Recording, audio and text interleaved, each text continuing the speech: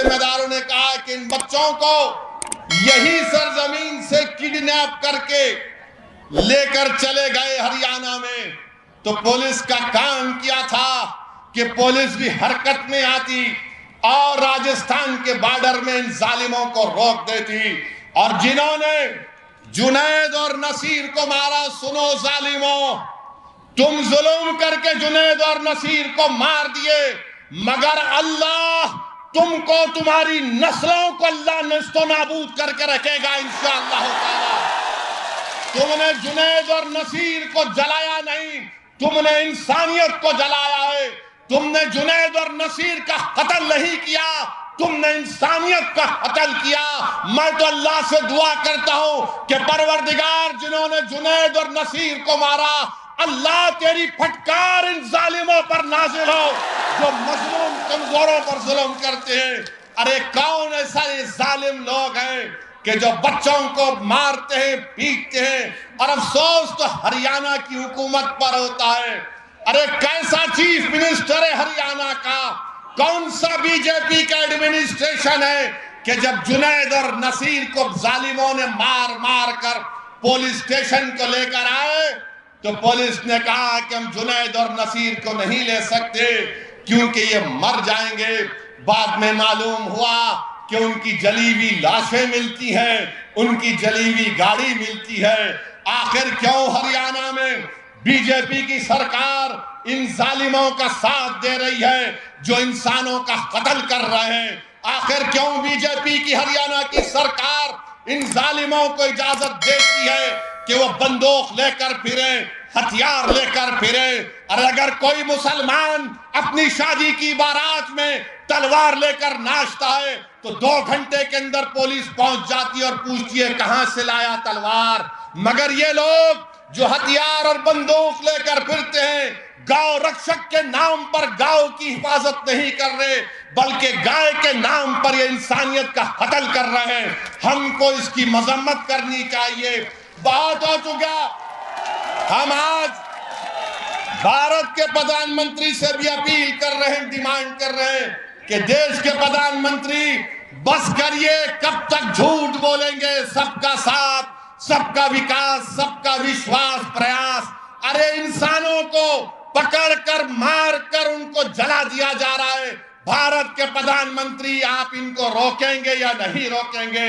اگر نہیں روکیں گے تو پھر رول آف لا ختم ہو جائے گا، سمویدھان کمزور پڑ جائے گا۔ بتاؤ یہ کون سا ایسا کام یہ جو ہو رہا ہے اس پر کون روک لگائے گا؟ بھارت کے پردھان منتری اس پر کچھ نہیں بولیں گے، بھارت کے پردھان منتری ان ظالموں کے اوپر کچھ نہیں بولیں گے، چائنا پر کچھ نہیں بولیں گے، اور وہ بڑا پونجی پتی ہے جو آج کل سرخیوں میں بنا ہوا ہے اس پر کچھ نہیں بولیں گے۔ ہم بی جے پی سے یہ پوچھنا چاہتے ہیں، کیا جنید اور نصیر کو جو مارا گیا، کیا بی جے پی کہ ہریانہ کی سرکار اس ظالم کو پکڑے گی جس نے واصف کا جب فیس بک لائیو کرتا ہے اور واصف کی موت ہو جاتی ہے، قاسم پر گولی چلاتا ہے، قاسم زخمی ہوتا ہے، یوٹیوب پر اس کو دکھایا جاتا ہے کہ بندوق سے گولیاں چلا رہا ہے قاسم پر۔ ارے گولیاں چلانے والوں، اتنے بہادر تم کیوں بنتے ہو؟ تم اس لیے بہادر بنتے ہو کیونکہ جانتے ہو کہ بی جے پی اور آر ایس ایس تمہارے ساتھ ہے۔ یاد رکھو، اقتدار ہمیشہ کسی کے پاس نہیں رہنے والا ہے۔ تم کب تک ظلم کرو گے؟ جب ظلم ختم ہوگا تم کو معلوم ہوگا کہ تمہارا کیا انجام قانون کے تحت ہونے والا ہے۔ میرے عزیز دوستوں اور بزرگوں، اسی لیے میں کہہ رہا ہوں کہ آپ کو ایک سیاسی طاقت بننا ہے۔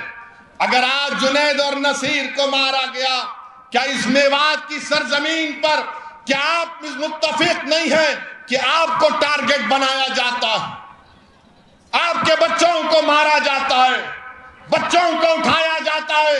ارے کوئی اگر بھینس لے کر آ رہا ہے تو اس کو روک کر مارا اور پیٹا جاتا ہے۔ آج دیش میں بی جے پی کی سرکار ہے، راجستھان میں گہلوٹ کی سرکار ہے۔ ہم ان سے اس بات کا ڈیمانڈ اور مطالبہ کرتے ہیں کہ ایسے طاقتوں پر کنٹرول لگایا جائے. قانون کو استعمال کریے. ان تمام لوگوں کو جو غریبوں پر مظلوموں پر ظلم کر رہے ہیں پکڑیے. ان کی جگہ جیل میں ہے, جیل میں ڈال کر رکھیے ان ظالموں کو.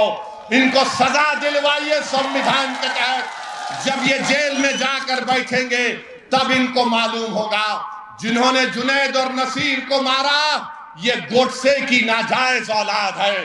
یہ ناجائز اولاد ہے گوڈسے کی. جنہوں نے واصف کو کی اولاد نے مارا, جنہوں نے قاسم پر گولیاں چلائی وہ گوڈسے کی ناجائز اولاد نے قاسم پر گولیاں چلائی. یہ وہی لوگ ہیں جو گولیوں سے ہم کو ڈرانا چاہتے ہیں. ارے یاد رکھو تمہاری گولیاں ختم ہو جائے گی مگر جس کی زبان سے اشہدو ان لا الہ الا اللہ و اشہدو ان محمد رسول اللہ نکلتا ہے وہ گولیوں سے نہیں ڈرتا, وہ رب کائنات سے ڈرتا ہے, وہ اللہ سے ڈرتا ہے, تمہاری طاقت سے نہیں ڈرتا. بلکہ میں یہ کہہ رہا ہوں کہ جنید اور نصیر زندہ ہیں اور زندہ رہیں گے. وہ شہید ہے اور شہید کبھی نہیں مرتا انشاءاللہ. مگر ان پر ظلم کرنے والوں کو روکنا پڑے گا. آج بھارت میں اگر کسی کے خون کی اہمیت نہیں ہے تو مسلمان کی خون کی اہمیت نہیں ہے, دلت کے خون کی اہمیت نہیں ہے, آدیواسیوں کے خون کی اہمیت نہیں ہے.